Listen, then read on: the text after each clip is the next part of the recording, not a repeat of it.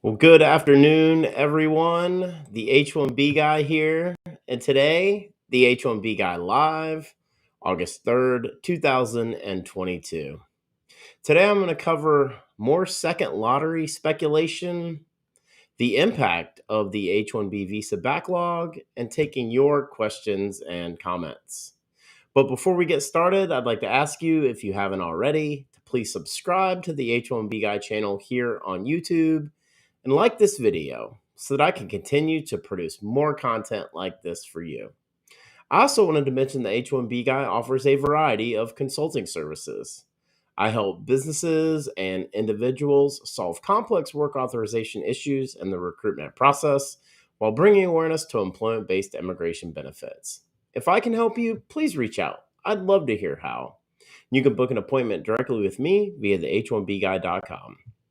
Today's live stream is brought to you by Syndesis and Path to Canada, the ideal plan B for high-skilled immigrants currently located in the U.S. whose status may be uncertain, by PERM-Ads.com, the industry leader in providing a seamless experience for employers and immigration attorneys navigating the complex PERM recruitment ad phase of the labor certification process, and by Mob Squad.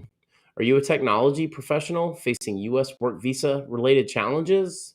Don't leave your fate up to chance. Our partner Mob Squad has a solution. Join the squad. Well, it's a little after 3 p.m. Eastern Time, and I know a lot of you have joined here this afternoon because you are anxious to find out if or when a second H1B lottery is going to occur.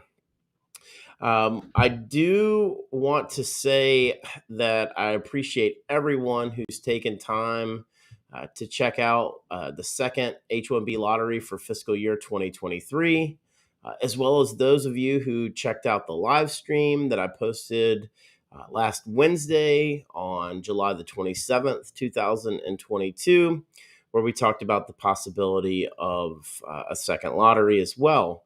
Of course, we can go all the way back to the beginning, end of March, beginning of April, and where I've been, kind of speculating around the idea that a second lottery is likely to occur.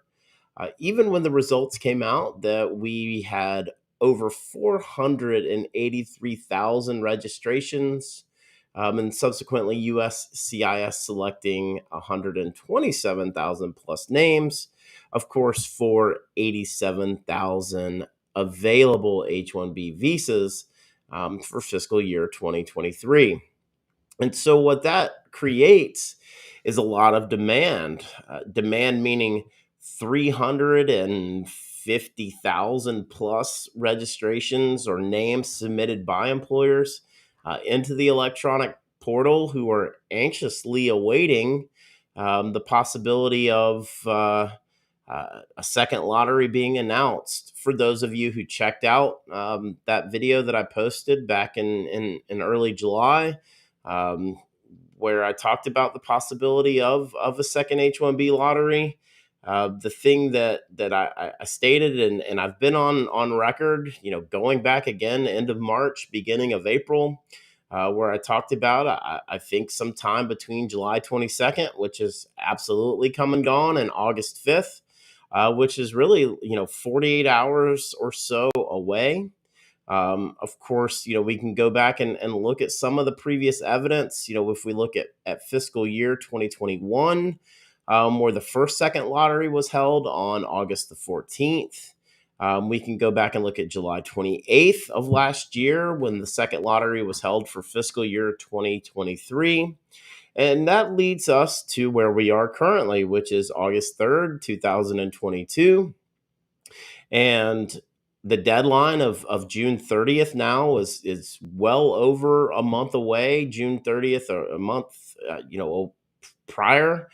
June 30th, meaning the deadline for which paper applications needed to be received or submitted with a tracking number by a petitioning employer. So the petitioner, technically. So where are we? Where do we stand? And I know a lot of you have reached out and said, I'm still waiting on receipt. Some of you have let me know that checks have been cashed, but you still haven't been receipted. And what I would tell you is that those numbers are counted against, right? USCIS was on record when they selected that 127,000 plus of stating that they expected somewhere around a 66% application rate. For those of you who joined me last week, know and kind of also checked out the video that I've been alluding to, know that I'm saying that I expect somewhere between 58 to 60% application rate. So what does that mean? Well, I think it means that there is likely to be somewhere between 8,000 to maybe 12,000 H-1B visas still available that will need to be allocated for fiscal year 2023.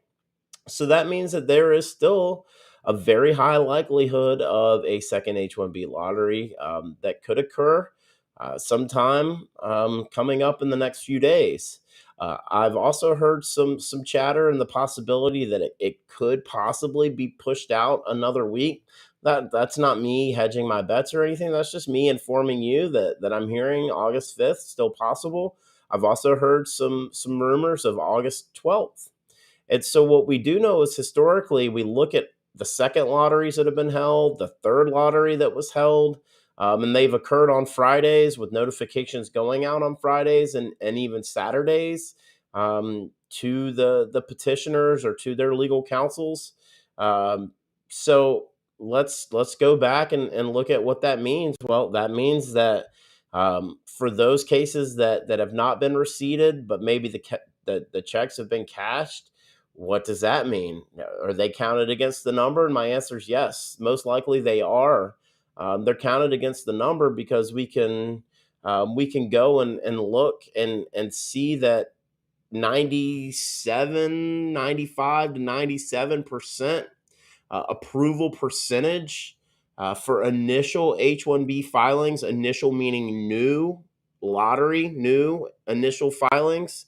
So I think that we're starting to see now the anxiety building for those of you waiting. Of course, same for me, right? Of course, I want to be right. Of course, I'd love to bring these rumors to you, and I love to do this speculation. Many of you have called me bold in many of my predictions, not just for the lottery, but also for the Visa Bowls. And yes, I mean that's one of the things that I strive to be is bold. I also like to be accurate. And so when I come out with this information, it's based on some historical evidence. It's based on some sources that I have. It's based on conversations that I have with other industry experts and individuals in the know. And so, with that being said, I still do believe, right, as of this very moment, that the possibility for a second selection is highly likely. I believe that it's going to happen. Now, that doesn't mean that um, there's going to be 25,000 that are going to be selected. Far from that. We can go back and 3% odds is what I talked about in that video that I posted in mid July. Those are extremely low odds, extremely low odds, and so that lends itself right to create some of this hysteria. A lot of it has to do with still individuals waiting on receipts. The one piece of advice that I do want to give some of you that are telling me that I'm waiting on a receipt is I would go back and I would request from your employer or from their legal counsel to provide you with a tracking number, whether that's FedEx, USPS, UPS, whatever shipping or courier service they use, provide you with a tracking number so that you can confirm delivery to a service center. And if you don't have that and you can't confirm delivery to a service center, as of June 30th, then unfortunately the bad news is that the odds are that your petition wasn't submitted by your employer or the employer that had your registration selected. So that's the proof that you're looking for. And if you have that proof that your case, your application was received, delivered to a service center, and you're still waiting on receipt, the next question that I'm asking is, okay, was my employer's check cashed, right? And that gives you a little further insight as to your case has been received. Where does it stand as it relates to the processing? This also comes back to why, personally, premium processing, while it is a significant expense, the peace of mind that it offers to you, the individual, when we're talking about initial filings, is substantial. And so, this is where I say, look, I don't want you to spend more money than you have to. It's very expensive to be an immigrant already here in the U.S. But if you have the means and are capable of it, going forward, let this be a lesson learned that I would advise you, when we're talking about initial employment, when we're talking about these lottery cases, to file those in premium. I'm aware of several cases that were filed in mid-June that were filed under premium that have already been receipted and received their approval notices. And so it's these regular cases, a lot of which, the service centers, the Vermont, extremely backed up. I've covered that a few times. We've talked about cases being transferred. But with all of that being said, I still believe that sometime, most likely in the next 48 hours, we're going to have an update on the possibility of a sex selection occurring. But, again, not to hedge my bet, and I'm not trying to sell hope at all here. I'm not. This could be complete mirage, and USCIS could come out and say that they've reached the annual quota. But I still do believe that a second lottery is forthcoming. If it were not to occur this upcoming Friday, August 5th, I've heard some possibilities that the 12th could be in play. But I'm just going to go back and what I've been saying on the record for several months is, which sometime between July 22nd and August 5th is when I believe that the possibility of that lottery was to occur. But I've not heard any rumors of selections already occurring. But again, go back to, I've been on record saying that during this 3-week period, there's a high possibility that a second lottery will happen. So I just wanted to thank all of you who have taken time here to jump in this live stream. Of course, I know many of you are already dropping your questions and comments in the chat. I definitely want to get to those. So please feel free, drop any questions or comments you have, any updates that maybe you have about your case or your situation, any rumors that maybe you're hearing. I'd love for us as a community to come together here today and share as much information as we currently have available. So for those of you that are joining, thank you so much for taking time out of your afternoon to jump in here to this live stream. For many of you who've been following this channel for a long time, know this is one of my favorite things that I get to do, is go out here live, interact with all of you, take your questions and comments, offer my opinion based on my almost 20 years of IT staffing. When I say that, it almost doesn't seem real. But yeah, I'm at 18 years now in the business, specifically in agency staffing. For many of you who may be new to this channel, I became an immigration and work authorization expert as it relates to employment. And so that's where, when you hear me talk about employment-based preferences, solving complex work authorization issues, that is my background. That is my expertise. For those of you who may be joining me on this live stream for the first time, or listening to me talk for the first time, I've been following and working with and submitting applications on behalf of individuals for the H1B lottery now, for over 10 years. So this is a space to which, I do find myself to have a pretty definitive opinion on, and believe myself to be, a bit of an expert in. And so when I go on record and when I talk about the likelihood of a second lottery happening, it's based on really my own personal hunch, my gut instinct. And I take that with a lot of other conversations I have with other industry experts, and other sources that I have to bring this information to you as real as possible. So would like to ask you, if you haven't already, please like this video. If you're new here and are not already, please subscribe to the H1B Guy channel here on YouTube. Click the bell for notifications so that you're notified anytime I do post new content here to this channel, or I go live like I have here today on August 3rd, 2022. If you're looking for ways that you can support the H1B Guy platform, you can do so currently through the super chat function here on YouTube. Or if you're watching or listening to this at a later date, there is also a super thanks function that's relatively new to YouTube as well. If you like what I do here and you want to help support and bring update and bring better technology to this platform, any of those contributions are reinvested back into the productions of what we do here on the H1B Guy channel.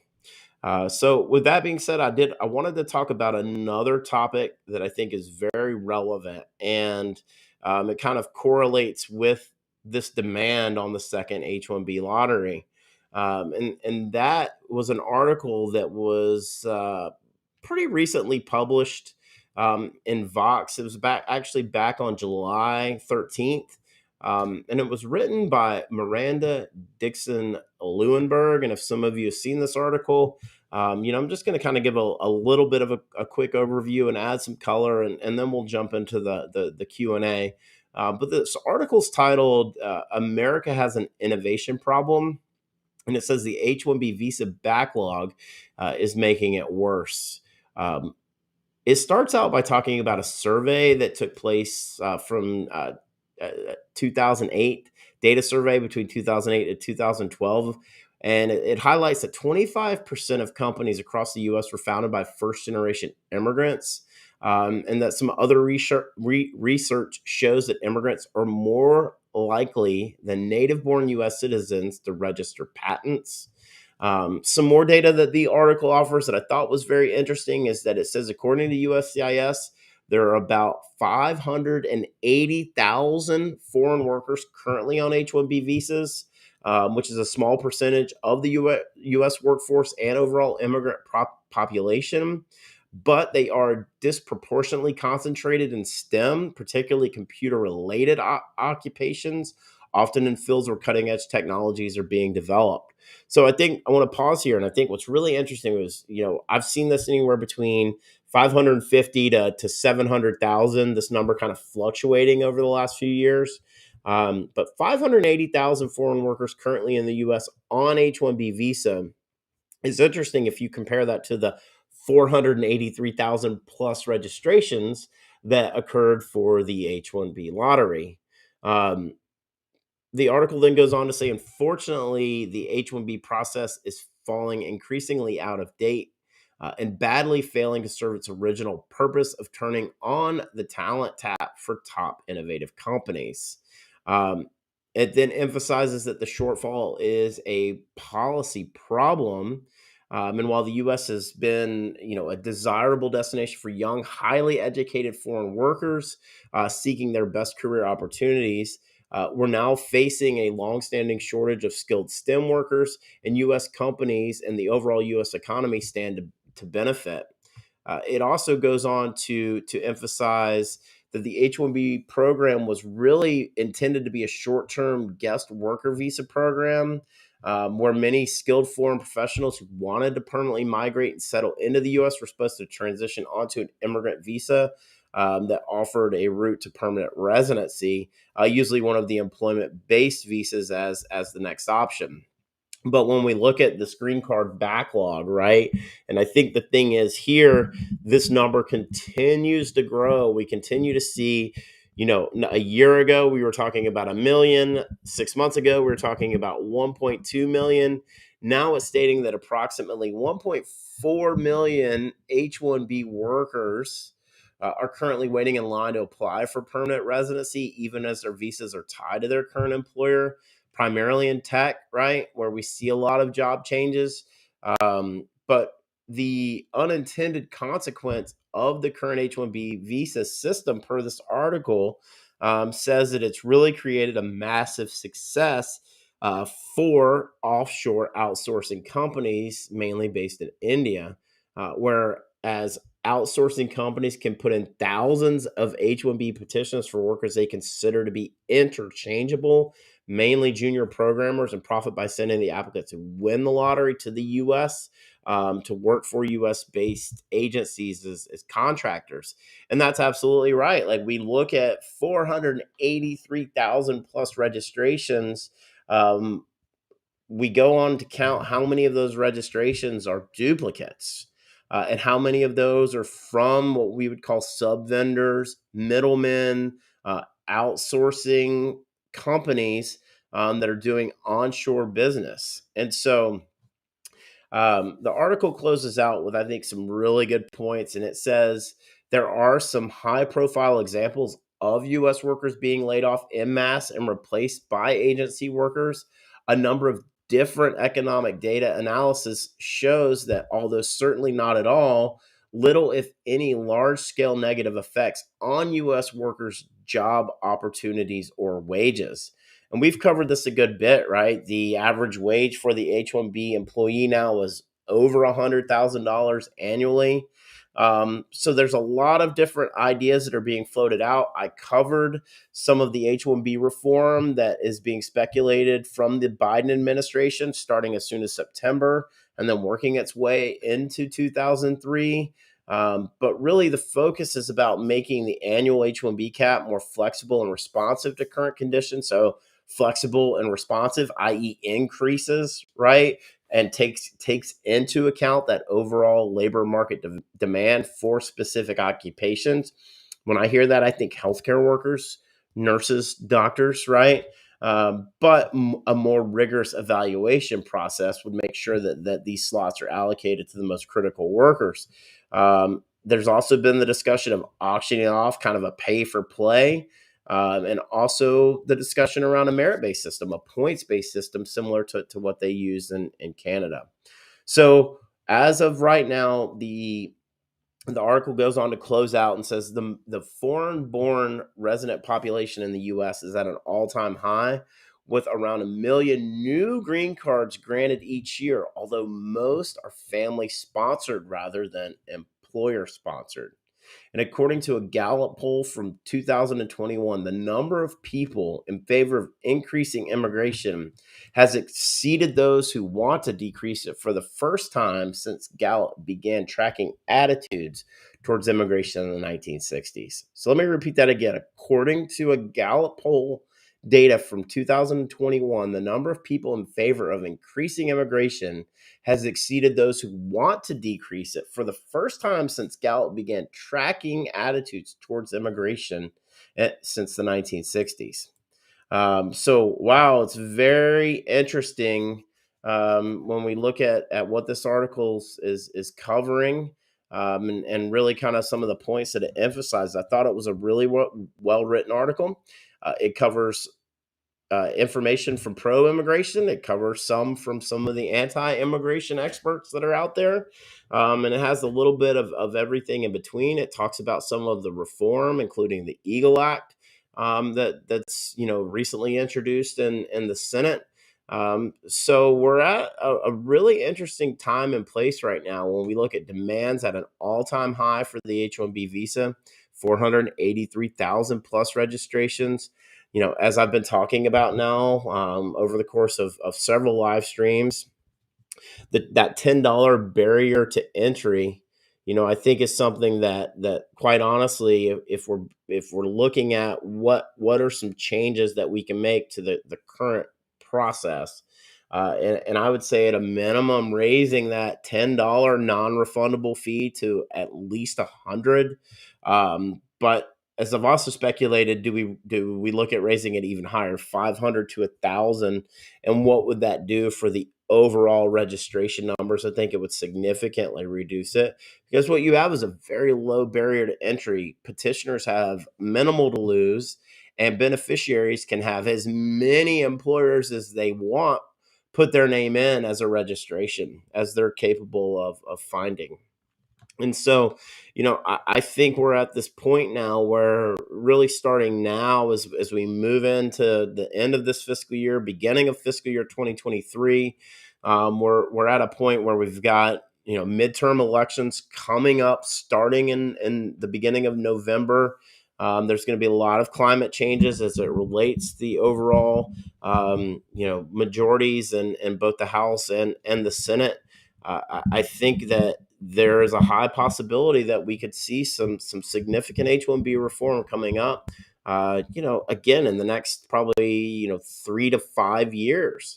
Um, and I'm not just talking about incremental, but I'm talking about pretty significant changes. But I do want to clarify one thing, and that is this: a lot of folks have speculated that I'm pro increasing the number of available H1B visas. Well, yes, but that cannot be done until we address the employment based green card sponsorship, and that 7% cap on country of origin.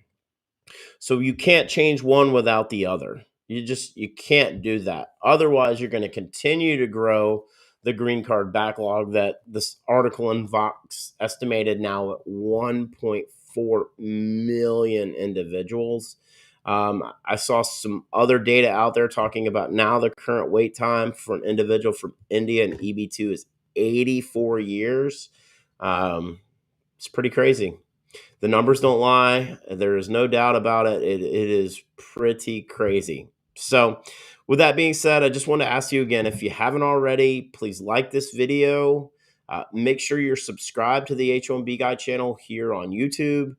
Click the bell for notifications so you're notified anytime we go live, like we have here today at 3 p.m. Eastern on August the 3rd, 2022, or we post new content here to this channel.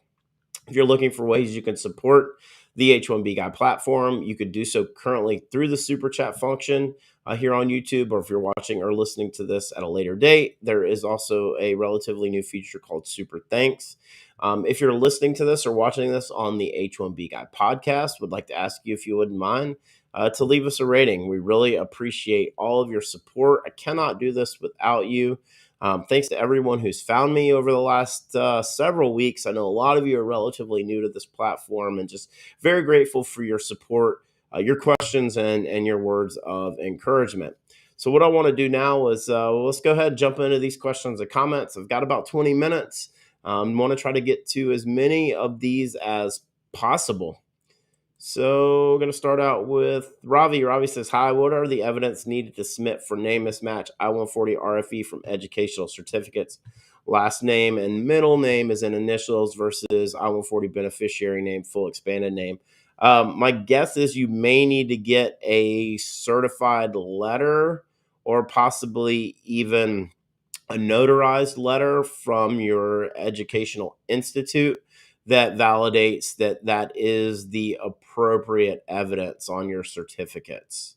That would be my guess, is most likely a certified letter as well as some sort of notarized letter that states that it's the same individual, meaning the first name, middle name, initials with your last name, and middle name initials with your first name.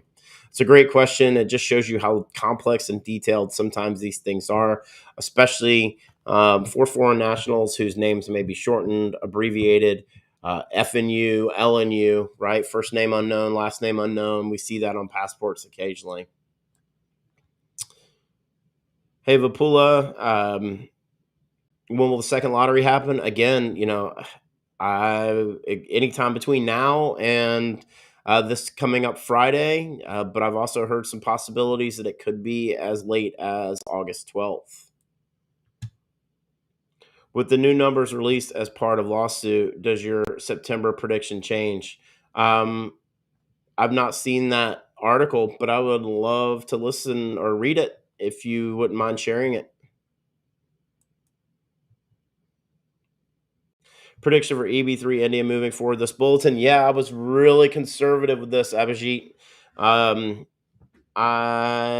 those of you who hadn't had a chance to check out that video, the H1B Guy forecast September 2022 visa bulletin employment based predictions. For final action, I think I had it moving 7 days forward. So February 22nd, 2012. And then for dates of filing, I did inch it up a little bit. I just feel like there's going to be some forward movement here for both EB2 and EB3. But on the dates of filing for EB3, I had it moving 22 days forward. So again, very minimal movement. I do expect there will be, a few months of movement once we get to the October bulletin. Um, so, if we want to look at that and you're interested in that, I think you're looking at uh, possibly May or June. I said June in my looking ahead uh, post. That's for final action. And then I have dates of filing really not moving that much more, just July. So June or July there. So a few months forward coming up for EB3. Do I think it's hard for non-STEM H1B petition to get approved? Yes, I do. Um, there are several specialty occupations that qualify, but the evidence that's required and the recruitment involved is what makes it complicated. But when we look at approval percentages for initial employment, I mean, it's very high. I mean, there's only a 2 to 3% uh, decline percentage. So it's pretty high just in terms of the overall initial employment percentages. Hi, when will there be a second round of lottery process for 2023? Again, anytime between now and this Friday. And if you're going to give me a little grace, give me another week. I'd say potentially to August 12th. But for the better part of the last 4 months, I've been saying between July 22nd and August 5th. There are some people who are told by their employer that second lottery results are out. True. I've not heard that. But I wouldn't be surprised. Again, as I've said, checks are cashed. While some cases haven't been receipted, USCIS has a very good idea of the application uh, response percentage. And as I've said, they were expecting a 66% application response, and I was hearing as of last week that it was around 60%. And that they didn't have a complete accurate count, but it was around 60%, which that leaves several thousand H1B available numbers that would still need to be allocated, and subsequently the need for a second lottery.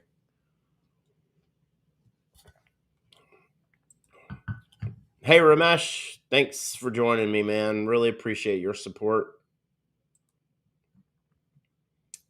Hey Prasad, when will second round going to happen again? Kind of a repeat. Um, Anytime between now and this Friday.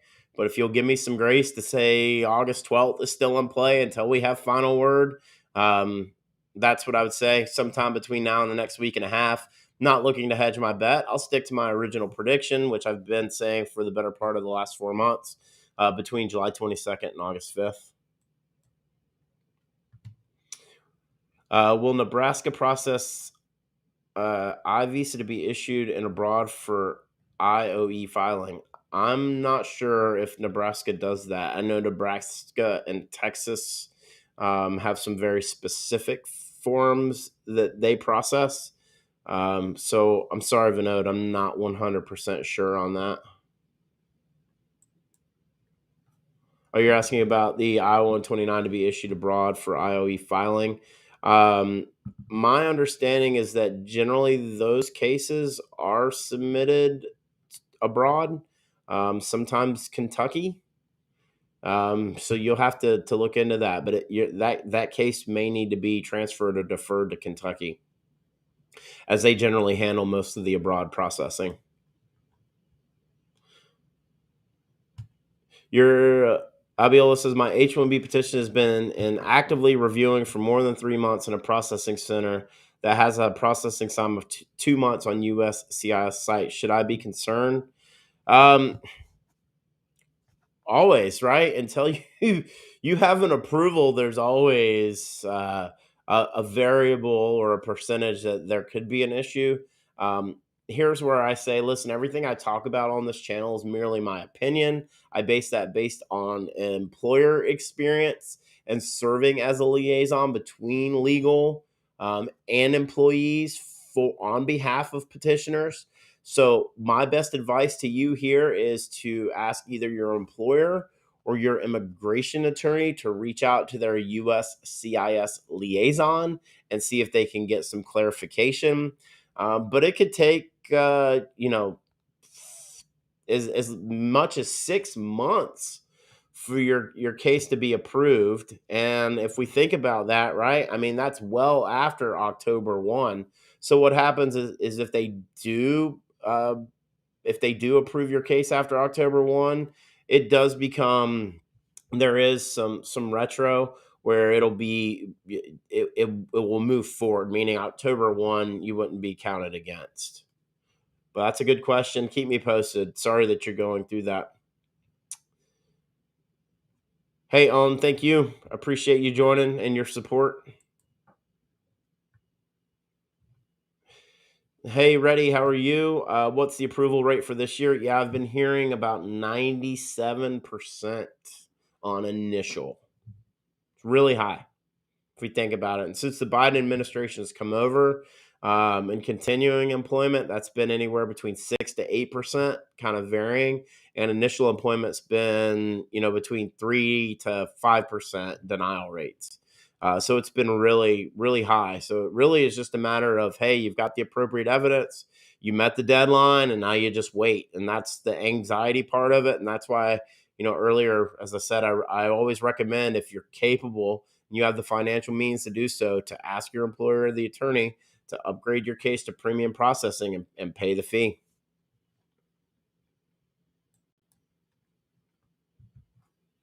Hey, Tharoon, what would be the possible number if there is a second lottery?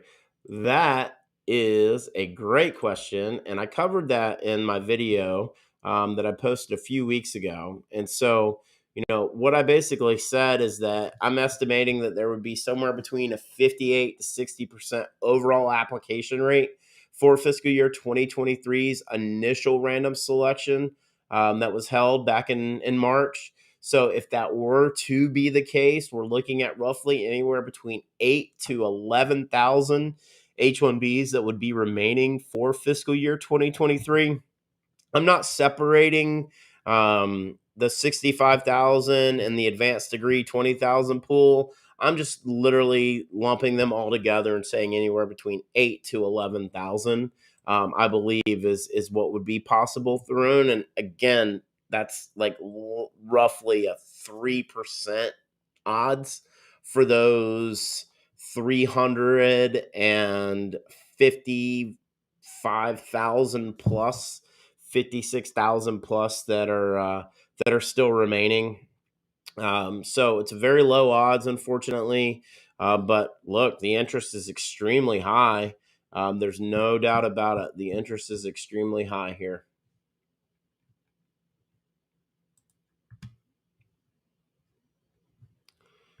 Hey, Upade, how are you?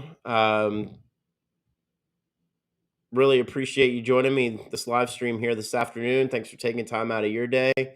Um, that exactly was the intention of when I launched this channel back on June 29th of 2020, is to be your global source for all things H1B, to provide as much real-time information as I can, to scour every corner of the internet for articles that I find interesting, for writers that I think do really good work and cover this topic, as a whole, and bring awareness to employment-based immigration benefits, specifically the H1B to green card, right? And everything that has to happen in between that. So thank you very much for those kind words.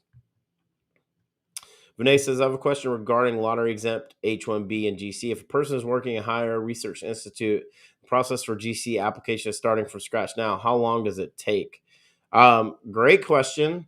Right now, it's about 18 months to get your perm labor certified and be at a point to where your I-140 is ready for submission.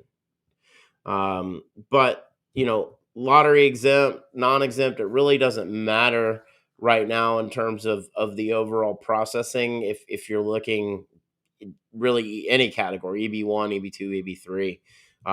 But yeah, roughly 18 months is what I would estimate for you. That's from when the process is initiated by your employer. Initiated meaning just starting it out. Keep me posted, Vinay, if that does happen for you and how long it takes. Be really interested to know.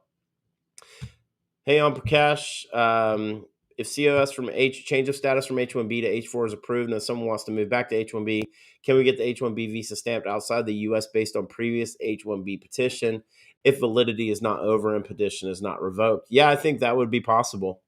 And that probably would be the best way for you to go about that because that would update your I-94 as well.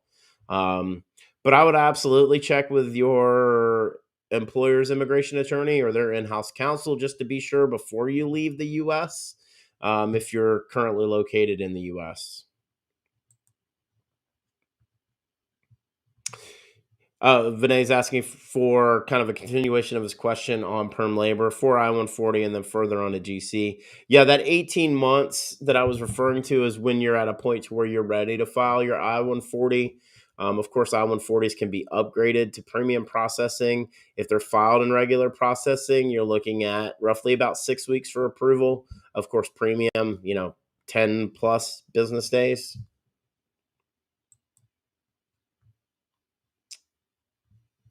Yep, assuming that your H-1B is already approved and started from August 1st. Yeah, that date holds true, that time frame, Vinay.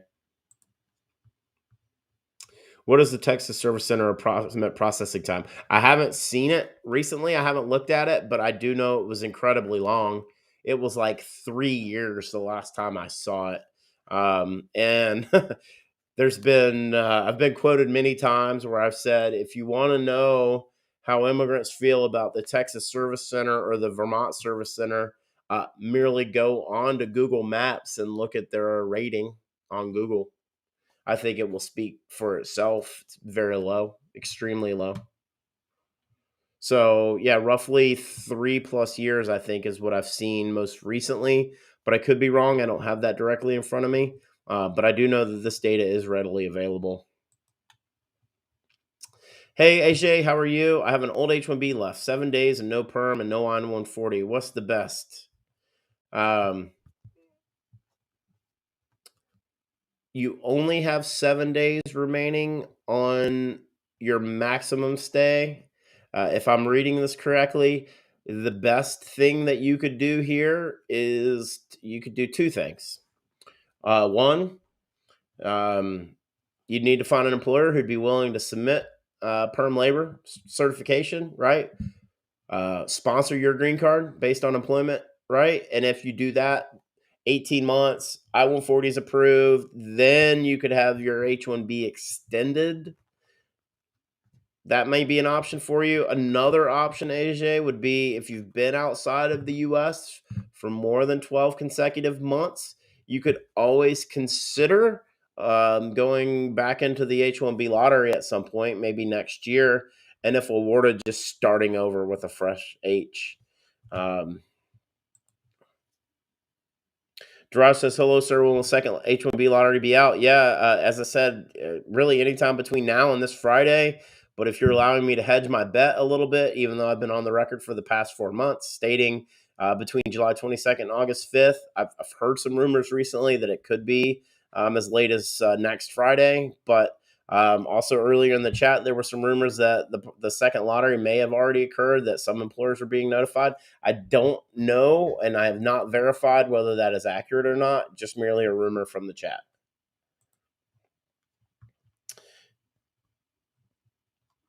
So you have 5 days left, no perm, no I-140, currently in Canada.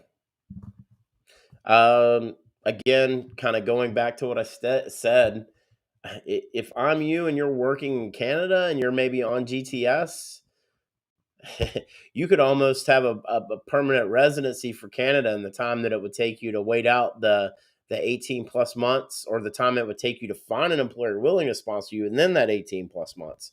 So my best advice to you would be, if you've been outside of the US and Canada for over 12 months, potentially consider going back into the H1B lottery.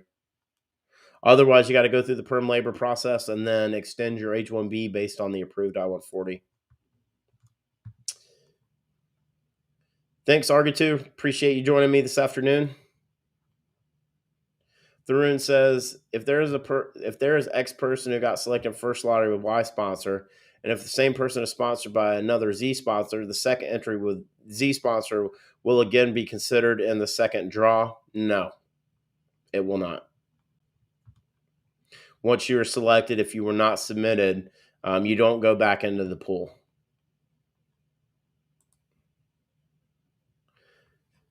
Vinay said, thanks for answering. Please keep me updated. Absolutely. Would love to hear how it goes. And Keith says, I have an I-140 approved in EB2, priority date February 2017.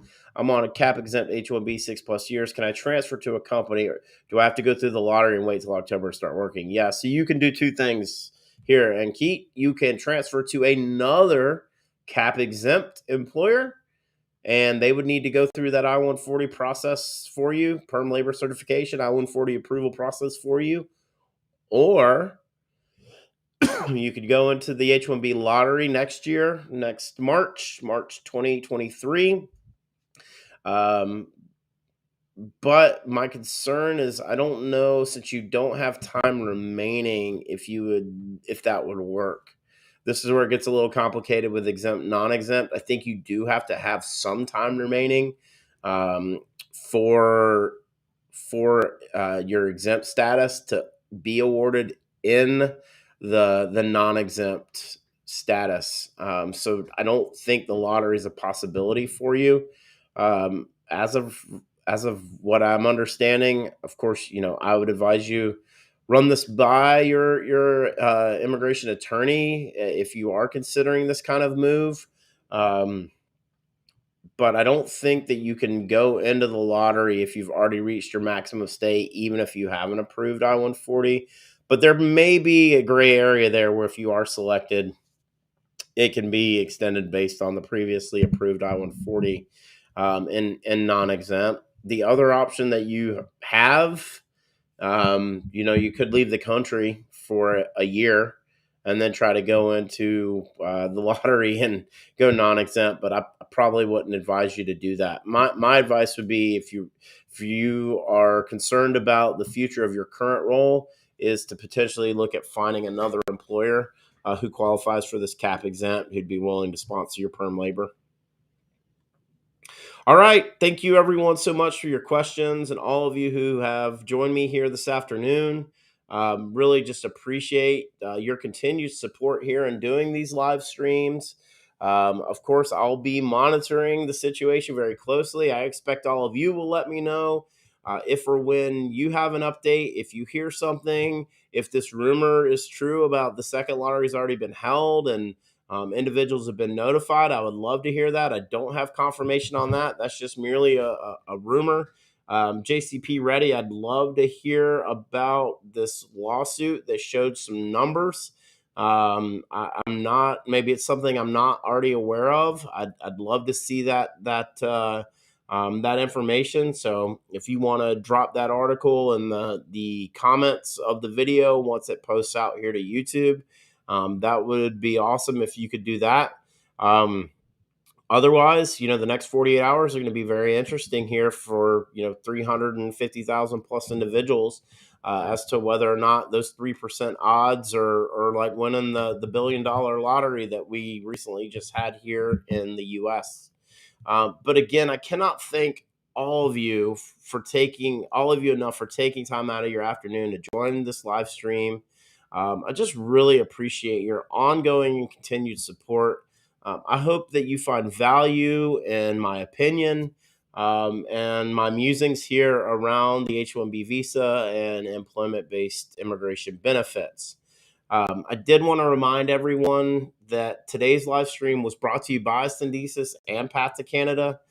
The Ideal Plan B for high-skilled immigrants currently located in the U.S. whose status may be uncertain If you're facing an H-1B denial or OPT expiration, don't get caught off guard. Make sure you have a plan B, and Syndesus and Path to Canada are your answers. They will gladly help you navigate the process. And if you want to find out if you qualify, please be sure to use the link in the video description below. And someone from Syndesus or Path to Canada will be in touch. I just want to thank my good friend, Mark Pavlopoulos, again for his ongoing and continued support here. If you're looking to relocate to Canada, please check out the good folks at Syndesus and Path to Canada. And also by my good friend Carl Balsmeyer and his team at PERM-ads.com. They are the industry leader in providing a seamless experience for employers and immigration attorneys navigating the complex PERM recruitment ad phase of the labor certification process. We've talked about that a good bit here today. Recruitment advertising is a huge part of the PERM labor certification process. So if you want your employer to reduce their costs and overhead associated with PERM labor certification recruitment advertising, let the folks at perm-ads.com help you. And also by Mob Squad. Are you a technology professional facing U.S. work visa challenges? I know many of you here on this live stream are. Do not leave your fate up to a 3% chance. Our partner Mob Squad has a solution. They help technology professionals facing U.S. work visa uncertainty remain working with their current U.S. company nearshore from Canada, as well as technology professionals from around the world who are seeking an opportunity to find a rewarding career in North America. Through their partnership with the Canadian government, they can obtain a Canadian work permit for you and your spouse in as little as 6 to 8 weeks. So whether you're looking to stay working with your current U.S. company or you want to find a new opportunity in Canada, again, do not leave your fate up to chance. Find out how the team at Mob Squad can help you, and that link is also in the video description below. Join the squad. Well, I know a lot of you were very interested to see if I had any updates, and of course, I'm anxiously waiting. I am curious to know if some of these rumors that were shared earlier by Krishna are true or not, and if a second lottery has already happened. But again, I still expect, if it hasn't, for it to take place sometime over the next 48 hours or so. I just wanted to again thank all of you one last time. For those of you who have stuck with me this far during this live stream, for those of you who have joined me over the last 50 plus minutes or so, thank you very much for your ongoing and continued support. Of course, I'll be putting out more content here over the next few days, so please check back here to the H1B Guy channel on YouTube. Of course, the H1B Guy podcast, as well as the H1BGuy.com, where I house all of my blog posts and all the articles that are the scripts for the content that I put out.